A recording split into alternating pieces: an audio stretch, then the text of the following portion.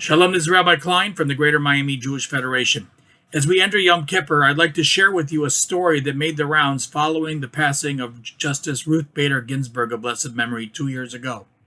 Federal law requires the Supreme Court meet the first Monday in October and to hear oral arguments. In the year 2003, Yom Kippur was the first Monday of October. Justices Stephen Breyer and Ruth Bader Ginsburg, both Jewish, approached the Chief Justice William Rehnquist about delaying the session. "I do not believe that is appropriate," he remarked.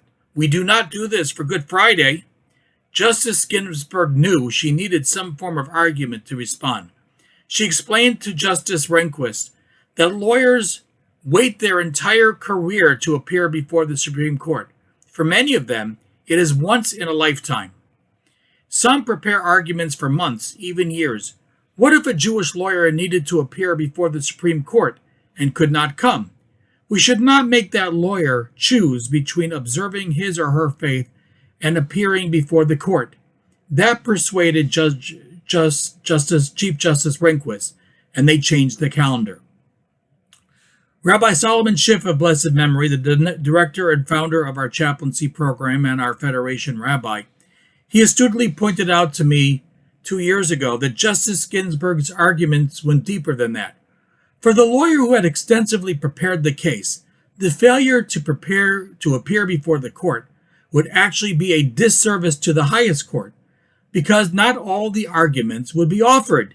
In other words, the failure for these lawyers to appear was not simply an inconvenience to the court, but rather fundamental to the very work of the court itself. Rabbi Schiff's words got me thinking. Perhaps Justices Ginsburg and Breyer could have made another argument to the Chief Justice. Perhaps they could have argued that they were not simply judges, but defendants as well. They couldn't come to the Supreme Court that day because they were already summoned. They were summoned to appear before a higher court. Now, what could be a higher court than the Supreme Court? And who could be summoning them? Yom Kippur is a day when the heavenly court meets, and God is the judge, summoning each one of us.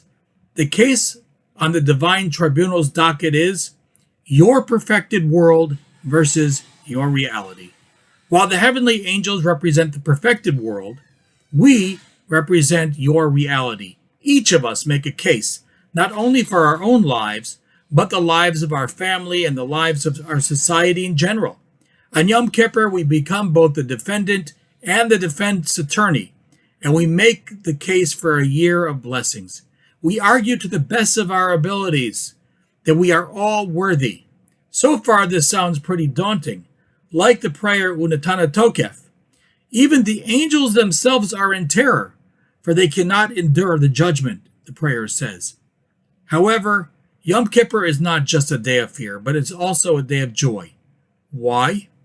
Unlike a human court that only looks at the past that was, the divine court looks at the past and the future.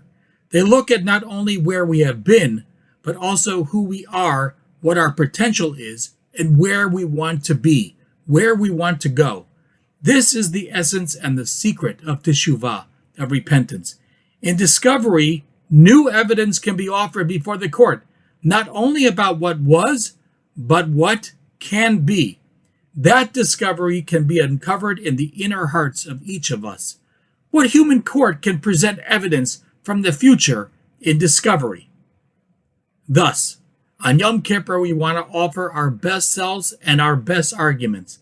Like Justice Ginsburg, who was summoned to the highest court on Yom Kippur, each of us need to make our best arguments to sway the divine judge in our favor. Just like the potential of a Jewish lawyer arguing passionately before the Supreme Court, without our presence, the merit of our case will never be fully heard in the heavens. We need to be there in every sense of that we can be somewhere. The court needs you. The world needs you. What will your commitments be for this year? Wishing all of you a Gamar Chatima Tova. We should all have a wonderful and blessed judgment this year.